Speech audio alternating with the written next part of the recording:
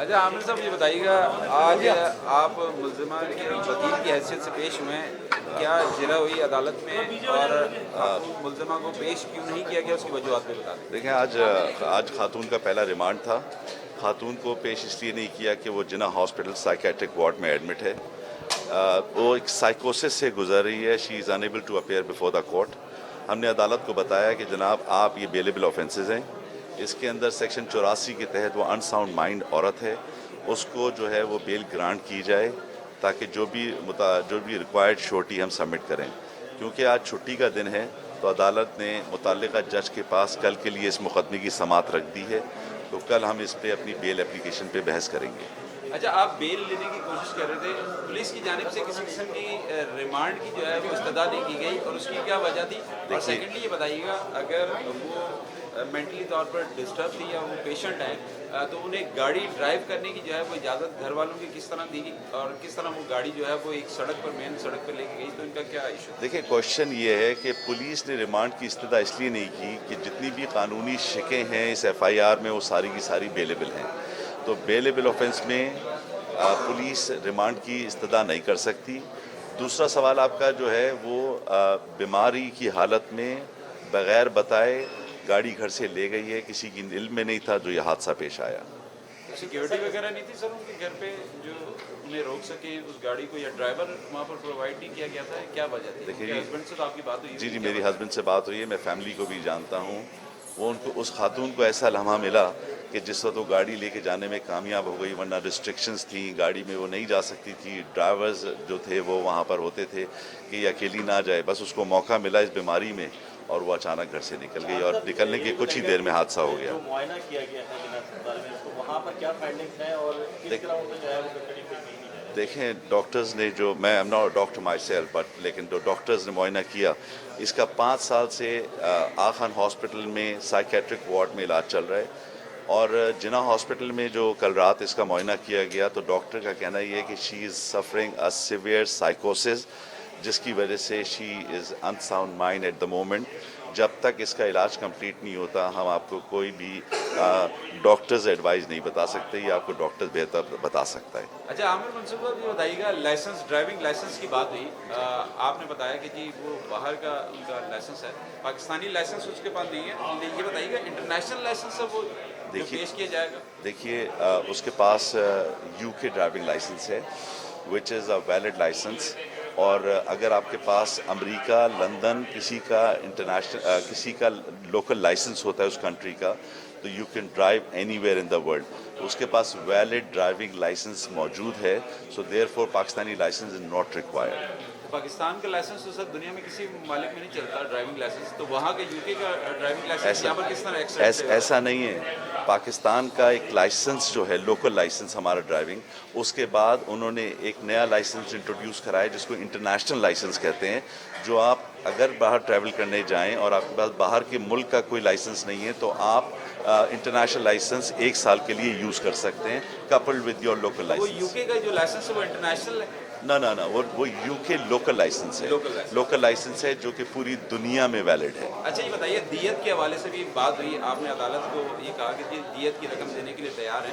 दियत की कितनी रकम है और अब तक जो मुतासरा फैमिली है उससे उनके अहले खाना की मुलज़मा की जो है उन्होंने रब्ता नहीं किया? देखें, हमें बड़ा अफसोस है जो हादसा पेश आया, हम उनके दुख में बराबर के शरीक हैं। हमने कोशिश भी की है और इंशाअल्लाह ताला पूरी फैमिलीज़ भी जाएंगी उनके घर पे। सो फार दियत इस कंसर्न, मैंने ये नहीं कहा कि हम दियत देने को तैयार हैं।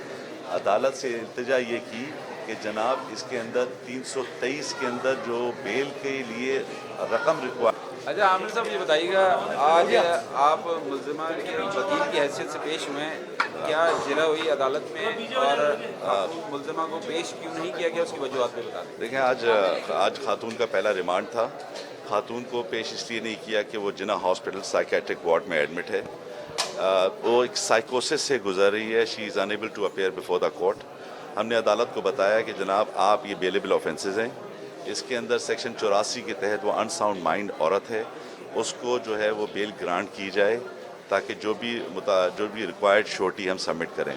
क्योंकि आज छुट्टी का दिन है तो अदालत ने मुतल्लिका जज के पास कल के लिए इस मुकदमे की समाअत रख दी है, तो कल हम इस पे अपनी बेल एप्लीकेशन पे बहस करेंगे। اچھا آپ بیل لینے کی کوشش کر رہے تھے, پولیس کی جانب سے کسی قسم کی ریمانڈ کی جو ہے وہ استدعا نہیں کی گئی اور اس کی کیا وجہ تھی؟